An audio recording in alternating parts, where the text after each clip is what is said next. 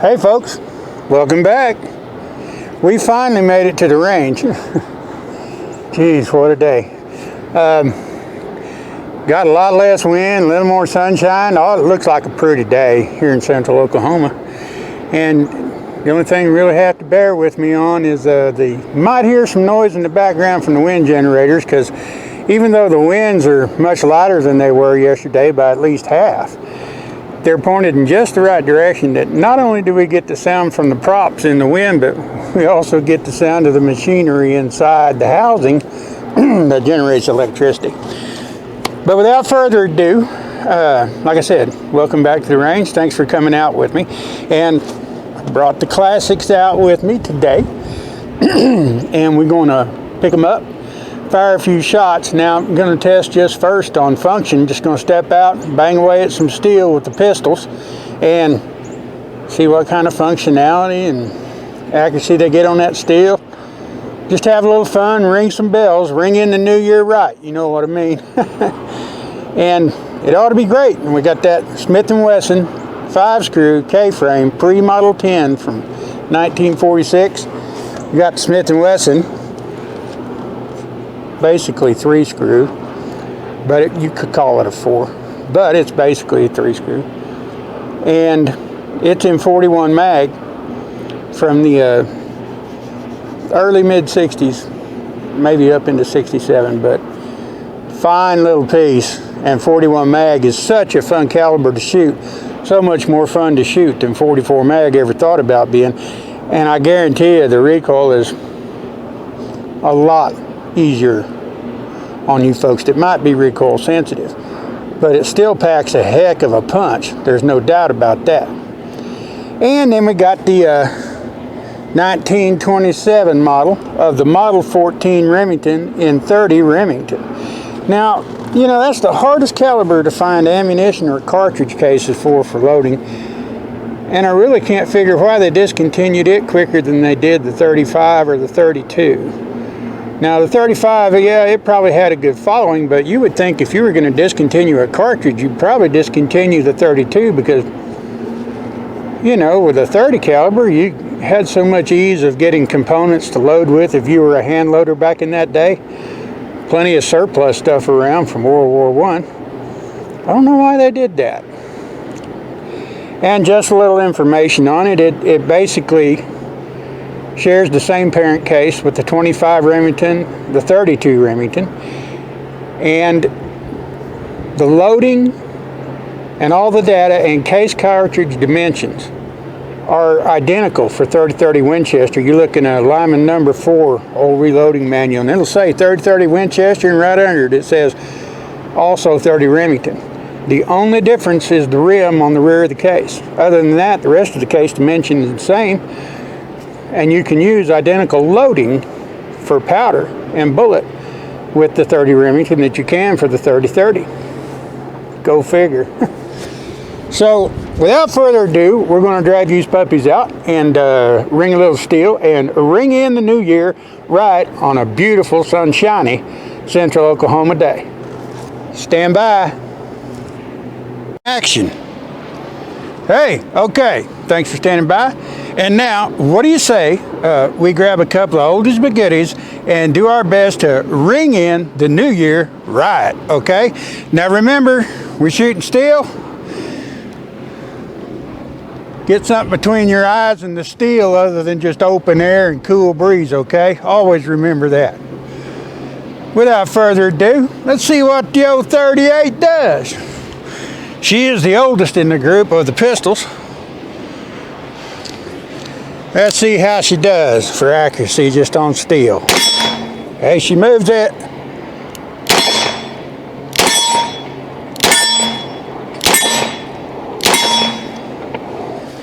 Yeehaw, baby. Seems to be doing pretty good. Notice I kind of using one of them old school speed loaders, but these weapons, the grip doesn't have the cutout, so you got to remember that. If you have one, it's going to take a little bit longer than normal.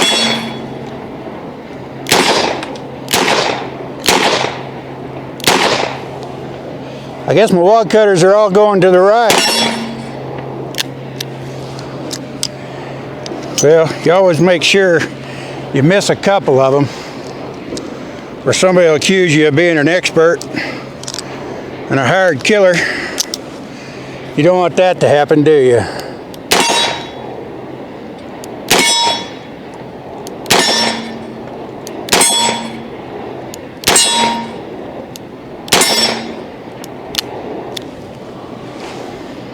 I guess that was 6, wasn't it?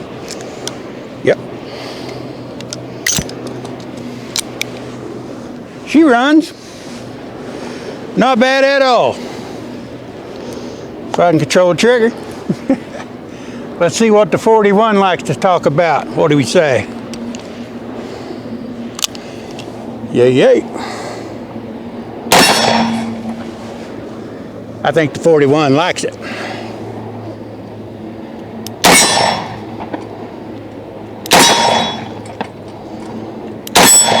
Certainly rocks that plate a little better, doesn't she?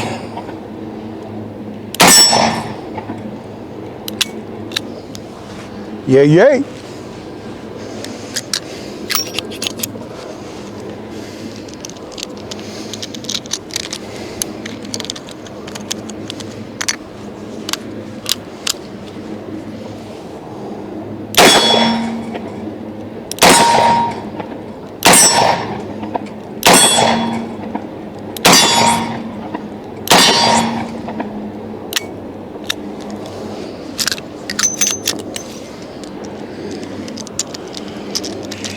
What was it they say in that movie, It's a Wonderful Life? Every time a bell rings, an angel gets his wings. That's all right.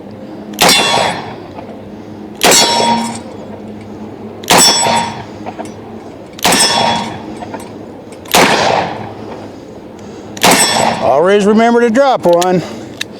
Don't want and you're a damn killer. Woo! Yes, ma'am. You are welcome. All right. I'm out of bullets. Okay. Now we're going to turn around and we're going to grab the long gun and going to shoot it just a few rounds on some steel just to kind of check function. Then going to turn around, put up a target on the 50-yard line and just see what kind of accuracy it's getting. See how that old girl, 95, 96 years old, likes to shoot. What do you say? Stand by.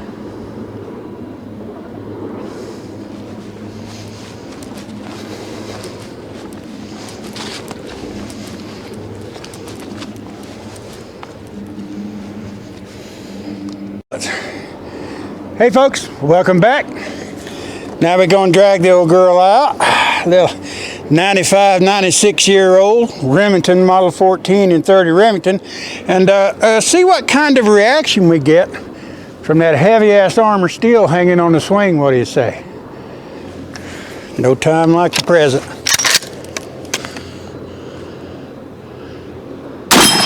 Hey, hey. She likes to swing them. That's heavy armor plate too. Always want to get one off. I must be shooting high. So she's probably sighted in for 50 yards and I'm at just under 35. But hey, she rocks that plate, rocks it well. Don't let anybody ever tell you that the 30 Remington won't slap your ass. All right, let's go put a paper target up, see what kind of accuracy we get out the old girl. What do you say? Stand by. Hey folks, welcome back. And now we're over here on the rifle side of things, and we've got us a big old black diamond hung up on that 50-yard line down there. And the ammunition I'm shooting out of this old girl today is ammunition that came with it when I purchased the rifle. The former owner, who I'm pretty sure was the original owner, loaded this ammunition fairly recently because he loaded it with 33.9 grains of Hodgdon CFE 223. Now that's not an old powder. It hasn't been around forever. And it seemed to be shooting damn skippy over on the steel. So we're gonna see just what kind of little group I can get with it. Now we're running iron sights, and here I am with the sun shining on my face, so that's not gonna be any fun.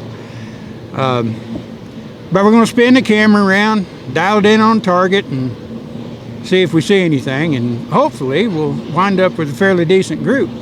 Shooting these tiny little white bead sights is something I ain't done in a while, but you gotta stay in practice, you know. So without further ado, let's change the camera angle, and we're gonna fire 5 rounds out of this, see what kind of group we get. Hopefully it'll be a pretty one. Stand by.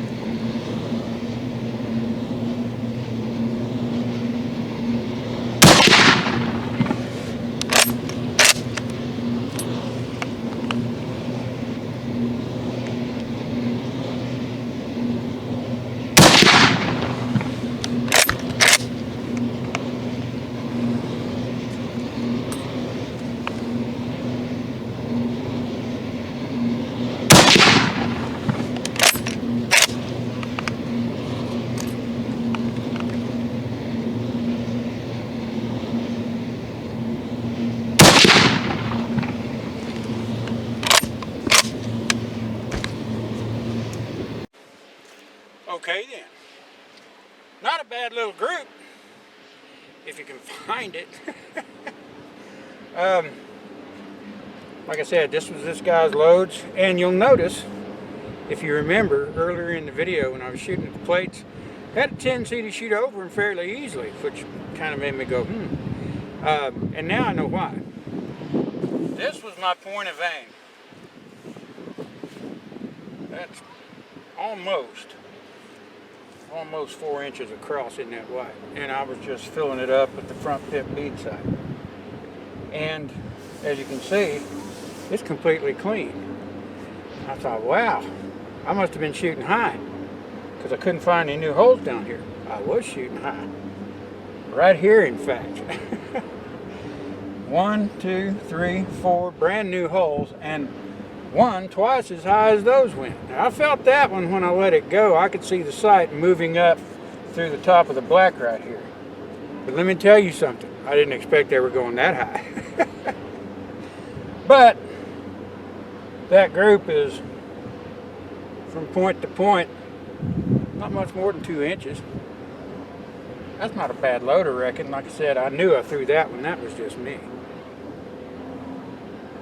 So I'm going to drop that sight back 1 notch, because it's just got the old west style sights, you know, a little ramp with the sawtooth cut.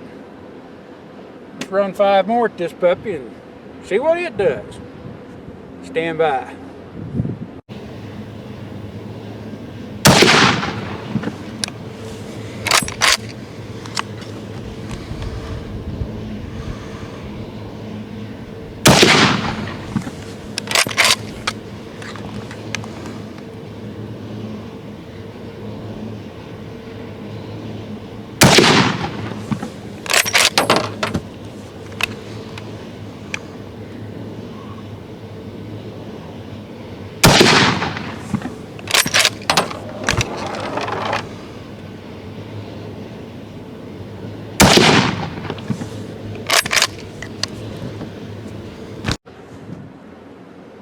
Okay, I haven't had a chance to review the footage yet, so I can't tell you which shots are which.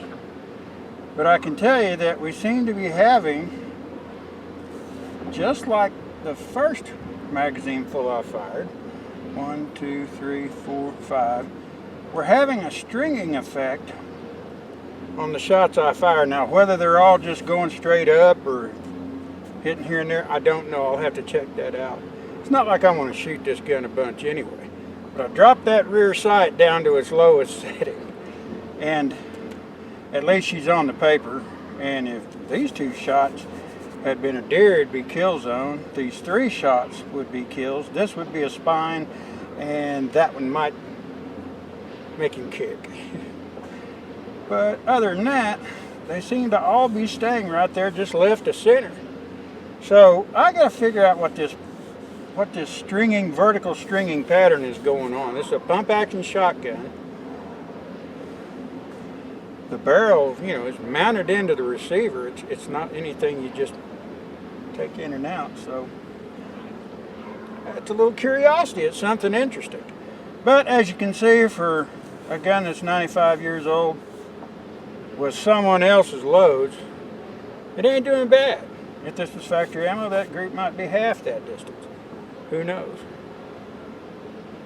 We'll find out later on in the year, I guess, when I have a chance to load some up, work up a load and see how it does, and see if it still has a tendency to produce this vertical stringing. I don't know where that's coming from, but we'll find out. Anyway, stand by and we'll put 3 more rounds on this puppy just to see if we can really finesse the time and get them in there.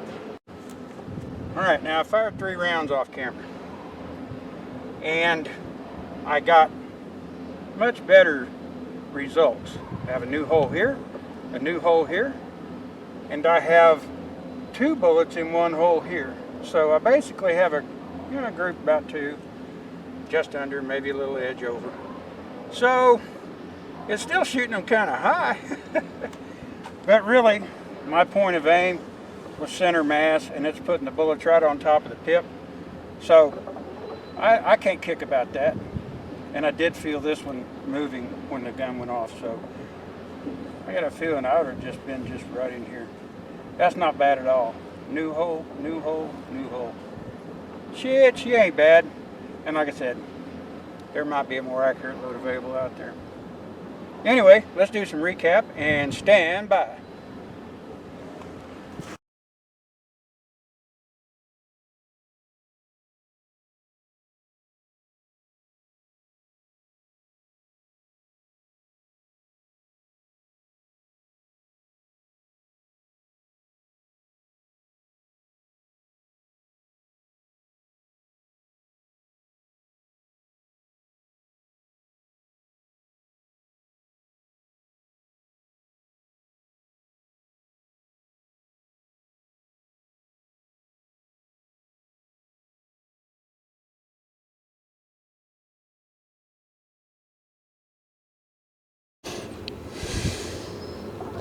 Hey, what do you say and what do you think?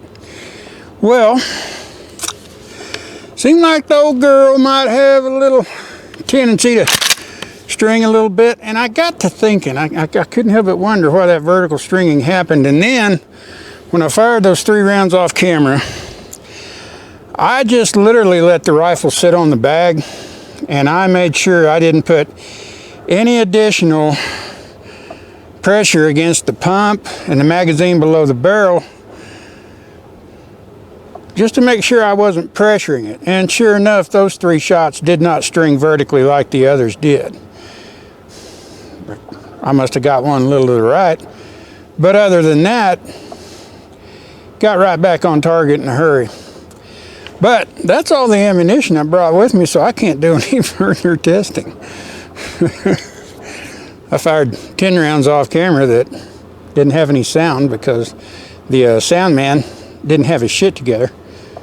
Bad Brad. Yeah, I am my only crew.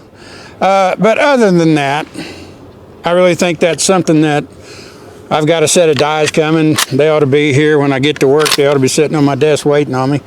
And I'll get to do a little experimenting. I can tell you this barrel gets hot quick. 5 rounds at just moderate pace like I was shooting heats this puppy right up. So it was kind of surprising.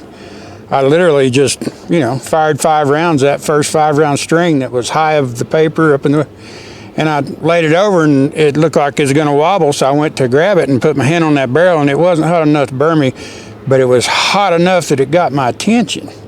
And I thought, dang, I never felt a 30-30 barrel get that hot from just 5 shots. So maybe this is a little thinner, maybe it gets hotter quicker, and additional pressure against here, and maybe the mounting, I don't know, might have been because of that vertical stringing. I don't know if it was stringing vertical, just one right after the other. I haven't been able to review the footage, but I'll look at that, see what I find out. That'll tell me something anyway. But I hope you guys enjoyed it, and I hope you had a little fun with it. I had fun. It's a gorgeous day out here, and I always have fun when it's a pretty day in the woods. I don't care what I'm doing. Even if I'm screwing up and forgetting to turn the sound on or turn the camera on or anything else. Yeah. But I'm glad I got to see you. I'm glad you got out here with me. I'm glad we got to get out and have a little fun. And sorry about it taking so long to get this range portion of it. I'll try to avoid that kind of stuff in the future. But I think it's going to be a pretty fun little gun. I ain't going to shoot a whole lot. I'm just going to work up a load for it that it likes. And then I'm going to load up 50 brand new cases, stick it in the closet.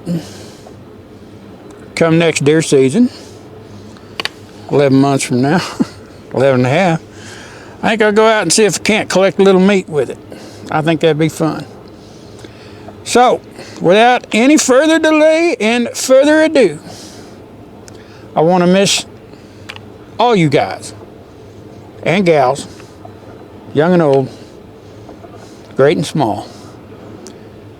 Please do your best to have a much better year than 2020 and 2021 and 2022 were, because oh, holy shit. It's got to get better, people. It's just gotta. I don't want to have a depression. They got this here depression on. But anyway, I had fun. I hope you had fun too. Come back and see me. And who knows what else we'll be playing with. And hope to see you good folks later on in this brand new year, somewhere downrange. Bye.